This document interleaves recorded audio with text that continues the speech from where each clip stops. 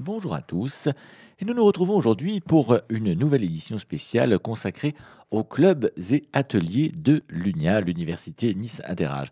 Vous connaissez tous le panel de plus de 210 conférences auxquelles les adhérents ont accès, des conférences sur des sujets très variés, aussi bien la philo, l'histoire, la littérature.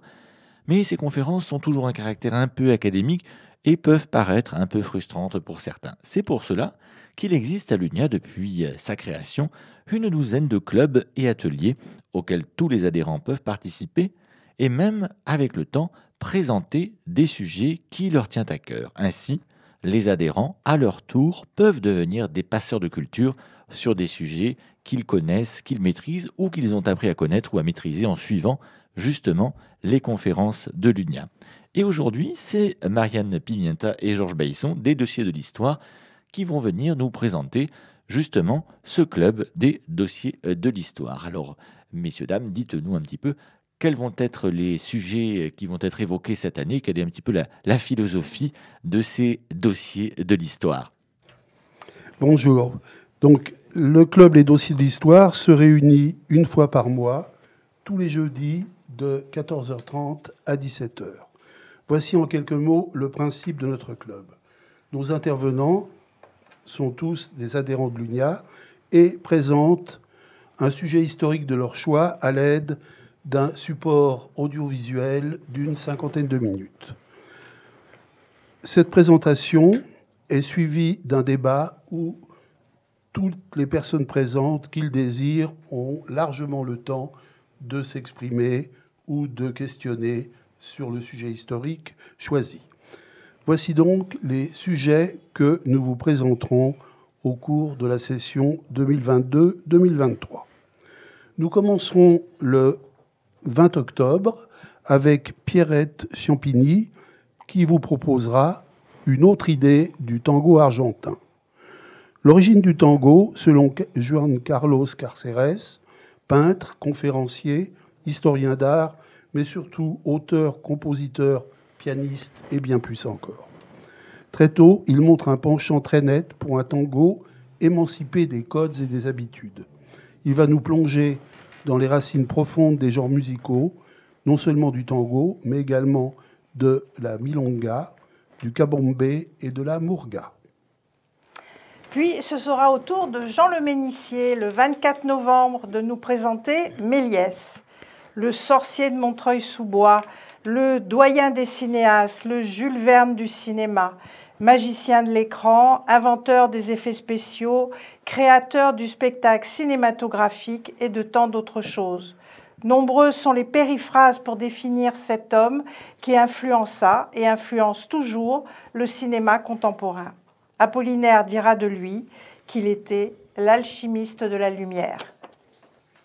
Le 15 décembre, Arnaud Moulin clôturera l'année 1922 avec d'Aliénor d'Aquitaine à Montaigne, une histoire de l'Aquitaine entre Sceaux et Gambade.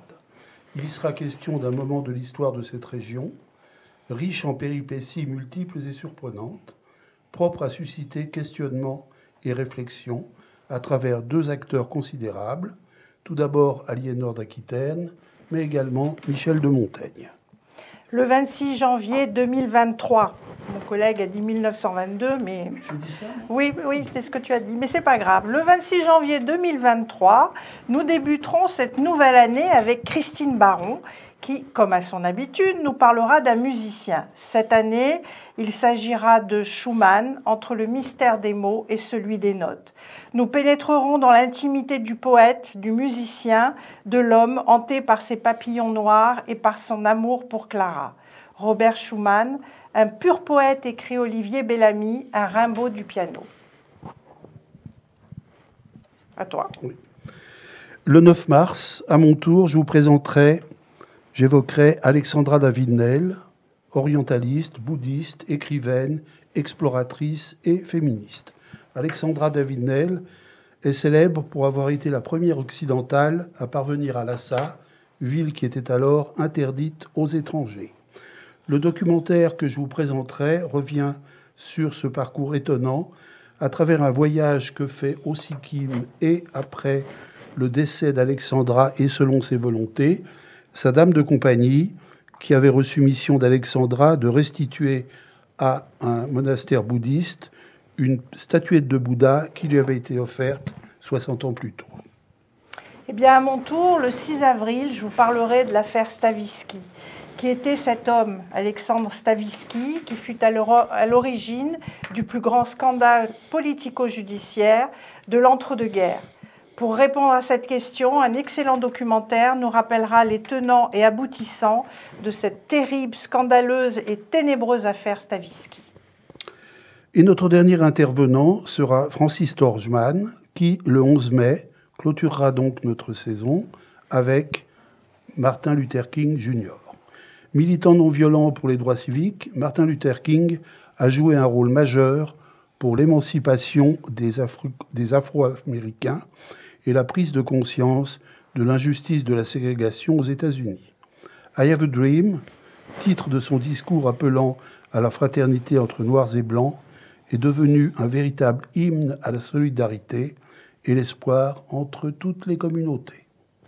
Eh bien, nous souhaitons que vous veniez très nombreux participer à nos dossiers de l'histoire. Nous espérons aussi que ces quelques séquences vous donneront l'envie de devenir intervenant à votre tour.